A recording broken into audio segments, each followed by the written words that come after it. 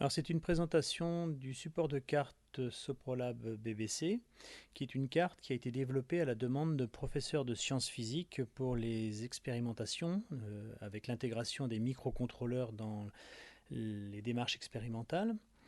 Elle peut aussi être utilisée, elle est souvent utilisée d'ailleurs par les profs de SNT en seconde. Et donc on va aborder les différentes fonctionnalités de ce support de carte qui permet à la carte BBC d'être utilisée en toute simplicité.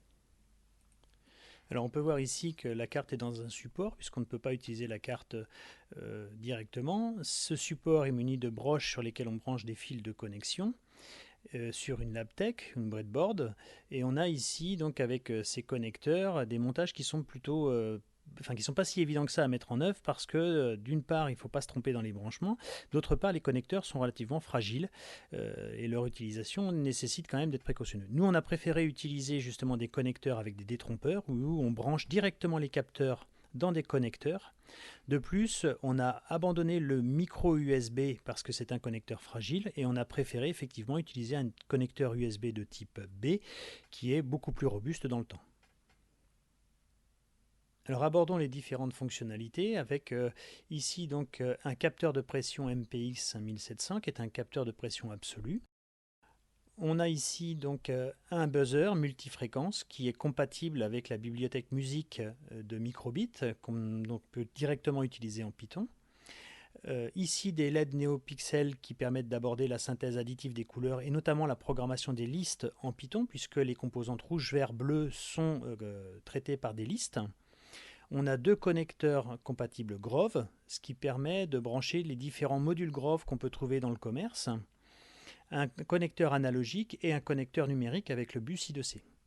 Et puis deux connecteurs XH qui sont eux au pas de 2,5 mm qu'on trouve un petit peu partout. Et donc sur le capteur de points, on peut brancher directement la LDR qui est un capteur résistif de lumière ou la CTN, capteur résistif de température, sans avoir à se tromper puisqu'il y a un détrompeur sur le connecteur de points. Les connecteurs Grove numérique I2C et le connecteur XH 2,54 points sont paramétrables soit en 3,3 V, soit en 5 volts sur la carte. Deux connecteurs XH qui sont eux au pas de 2,5 mm, qui permet notamment de brancher des capteurs de distance ou d'autres types de capteurs disponibles dans le commerce en adaptant les connecteurs. Donc on voit ici une utilisation avec le capteur de pression. Toutes les bibliothèques sont disponibles sur un dépôt GitHub. Le bar graph, les LED NeoPixels sont utilisés comme bar graph, comme indicateur lumineux de l'intensité de la pression. On voit donc l'exploitation des données ensuite dans la console du logiciel Tony où on récupère les données. Ici, le temps est indiqué en millisecondes et le niveau de pression, la donnée numérique de capteur sur la broche analogique. Il suffit ensuite de sélectionner les données directement dans la console de l'interpréteur Tony et de faire un copier-coller ensuite de ces données dans une feuille de calcul LibreOffice par exemple pour pouvoir réaliser directement le graphique.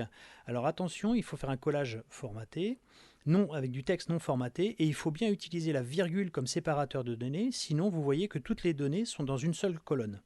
En sélectionnant ici séparé par une virgule, on voit bien que les données vont être dans deux colonnes différentes, ce qui permet ensuite de les récupérer et de les traiter pour en faire un graphique et utiliser directement dans les comptes rendus expérimentaux. Dans cette autre application, on utilise un servomoteur puisque l'alimentation a été spécialement renforcée en 3,3 V ou 5 volts pour une application motorisée. Voilà pour la présentation, en espérant avoir été suffisamment clair sur les possibilités de cette carte d'adaptation. Bon courage pour la suite. Au revoir.